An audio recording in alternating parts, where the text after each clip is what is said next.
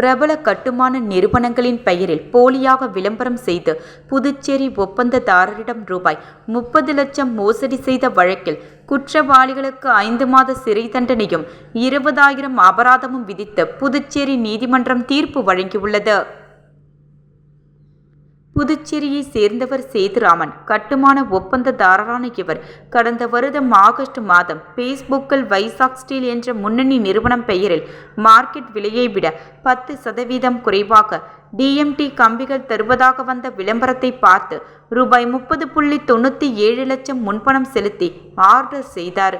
ஆனால் ஆர்டர் கொடுத்த கம்பிகள் வரவில்லை. இதனால் அதிர்ச்சியடைந்த சேதுராமன் இதுகுறித்து புதுச்சேரி சைபர் கிரைம் காவல் நிலையத்தில் புகார் அளித்ததன் பேரில் வழக்கு பதிவு செய்த போலீசார் மகாராஷ்டிராவை சேர்ந்த ராகுல் குமார் சிங், பீகாரை சேர்ந்த உத்தம் விஷால் குமார், ரைஷன் குமார், அபிஷேக் குமார் மற்றும் பெங்களூருவை சேர்ந்த தயாந்த் ஆகியோரை கடந்த ஜூன் 20ஆம் தேதி கைது செய்து அவர்களிடம் இருந்து ரூபாய் 34 லட்சம் ரொக்கப்பணம் மற்றும் 40 செல்போன்கள், லேப்டாப் ஆகியவற்றை பறிமுதல் செய்து சிறையில் அடைத்தனர்.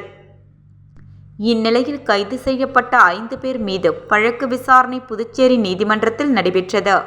அரசு தரப்பில் உதவி அரசு வழக்கறிஞர் கணேஷ் ஞானசம்பந்தம் ஆஜரானார்.